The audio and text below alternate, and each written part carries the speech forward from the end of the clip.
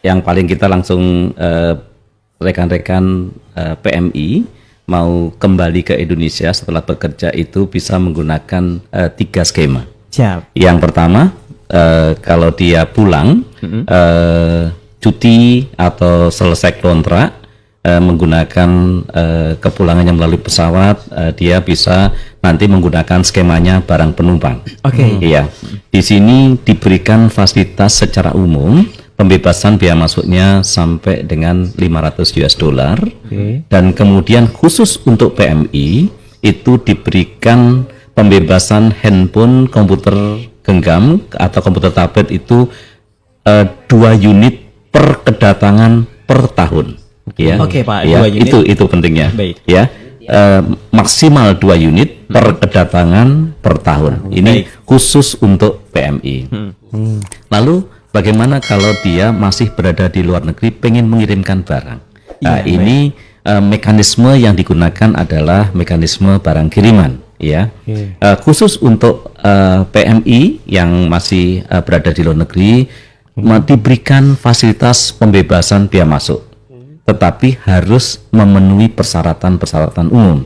Jadi kalau untuk PMI ini diberikan pembebasan sampai dengan 3 kali dalam 1 tahun, maksimal 1.500 US dollar.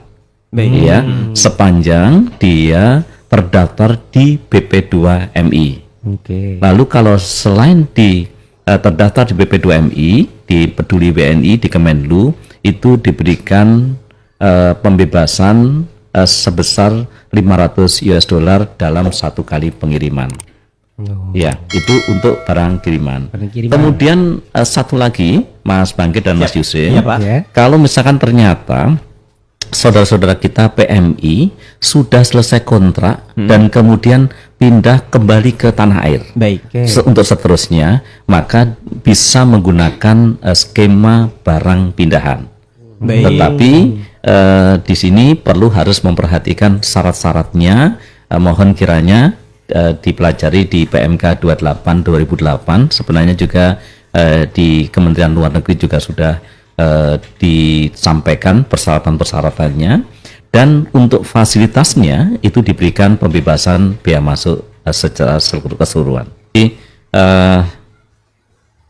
persyaratan untuk barang kiriman PMI ini, yang pertama dia harus dikirim oleh pekerja migran Indonesia yang sedang bekerja di luar wilayah Indonesia. Ya. Jadi kalau misalkan PMI-nya di dalam negeri ya nggak boleh. Kemudian yang kedua adalah barang itu memang barang keperluannya dia sendiri, ya, keperluan pribadi, ya, barang keperluan rumah tangga, dan kemudian juga barang konsumsi. Ini tadi disampaikan oleh Pak Arief. Ini terbagi di dalam 10 kelompok barang sesuai di Permendak 36 ya, Pak. Ya, lebih khususnya nanti sahabat PC bisa melihat di lampiran 3 ya. Di lampiran 3 Permendak 36. Kemudian yang perlu menjadi perhatian bahwa barang kiriman ini bukan merupakan barang kena cukai. Iya, Pak. Bukan CHT ya, rokok ya, Pak, ya. Bukan minuman mengandung etil alkohol, minol kan gitu ya, itu bukan. Kemudian juga barang kiriman itu juga bukan handphone, bukan komputer genggam dan atau tablet. Ini nggak bisa. Yang diberikan pembebasan untuk sahabat BC khususnya saudara kita PMI adalah handphone, komputer genggam dan tablet, tetapi yang dibawa melalui skema barang penumpang. Ya, skema barang penumpang.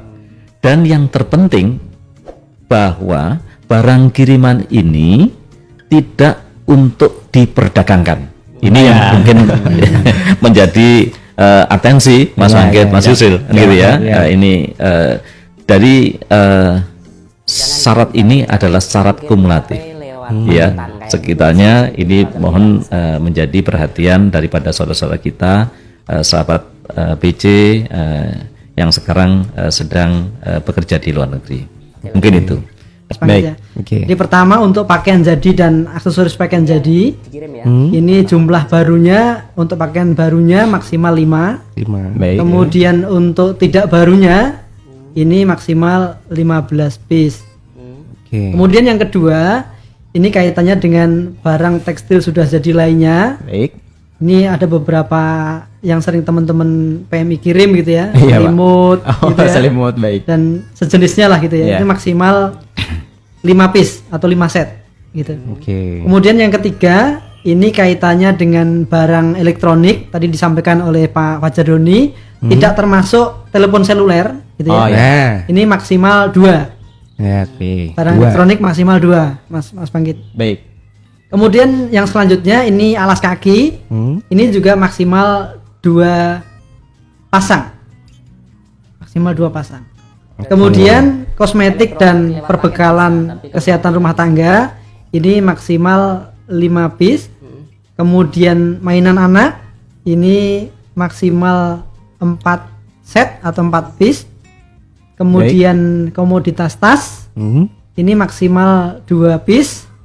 Kemudian ada lagi makanan dan minuman tapi tidak termasuk yang mengandung alkohol gitu ya. Baik. Ini maksimal 10 pack atau 10 kemasan. Baik.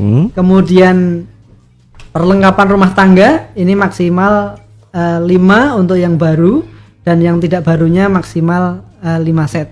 Baik. Kemudian yang terakhir ini perlengkapan sekolah, ini 10 kemasan atau 10 bungkus yang ada di lampiran, sudah ada di lampiran 3 Permendak 36 tahun 2023. Jadi kita mengakomodir jumlah untuk barang baru maupun yang tidak baru.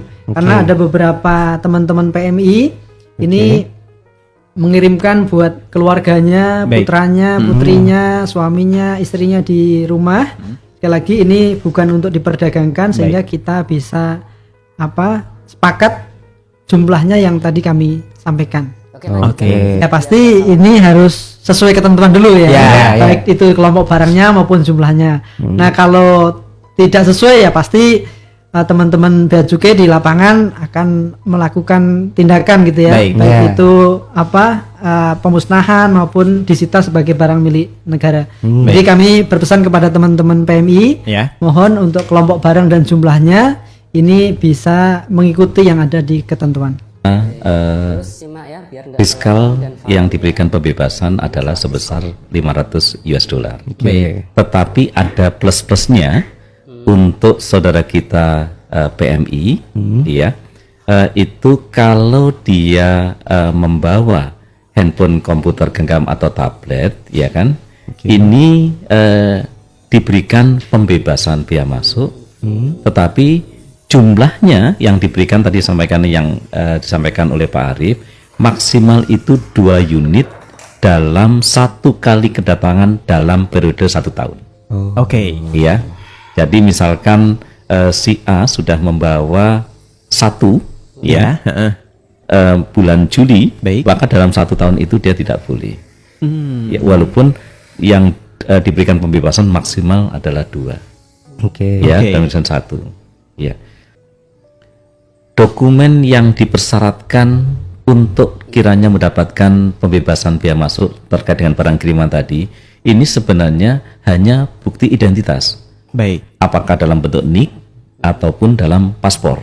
Karena verifikasi status PMI yang dilakukan oleh Bea Cukai, oleh Kementerian Luar Negeri dan kemudian PP2MI ini verifikasinya secara sistem. Ya, kita sudah terintegrasi dengan sistem PP2MI dan kemudian juga sistem Peduli WNI dari Kementerian Luar Negeri, dan ini terus kita lakukan perbaikan terus, dan kemudian yang terpenting mohon kiranya para saudara kita PMI, kami menghimbau mohon dicek kalau belum terdaftar di PP2MI segera lakukan lapor diri ke portal Peduli WNI di Kemenlu, ya. Ini Sehingga kalau nanti pada saat nanti dilakukan verifikasi secara sistem, ini data dari PMI itu ditemukan. Ini untuk yang barang kiriman saya kira penting sekali. Saya dulu pernah di Taiwan, Ya. di kantor dagang dan ekonomi Indonesia di Taiwan. Baik. Jadi teman-teman saya PMI itu banyak. Ah. Jadi teman-teman PMI ini kadang ada yang dapat hadiah dari majikannya, Ah, iya, Pak. kemudian ada yang pengen membelikan sesuatu dari Taiwan ke Indonesia, ke anaknya, ke suaminya, ke Baik. istrinya gitu ya. Nah, ini dulu ya dikirimkan melalui skema barang kiriman ini Baik. gitu ya. Kemudian kemarin sempat ada beberapa permasalahan gitu ya. Karena memang secara aturan dulu itu belum kita atur secara jelas dan tegas. Baik, iya, Pak. Nah, dengan adanya aturan ini teman-teman bisa mengirimkan dengan lancar, harapannya barang tidak ada yang tertahan, kalau sesuai ketentuan pasti lancar, Baik. pasti barang itu lancar, nggak ada lama-lama di pelabuhan gitu, sehingga barangnya itu bisa sampai gitu ya. Karena ada beberapa yang mengirimkan makanan majusri, Baik. makanan untuk putranya, putrinya, keluarganya gitu ya. Kemudian ada peralatan sekolah, ini yang paling banyak musim sekolah gitu ya. Baik. Itu teman-teman teman-teman kita PMI ini mengirimkan peralatan sekolah baik itu tas, buku dan peralatan sekolah lainnya ini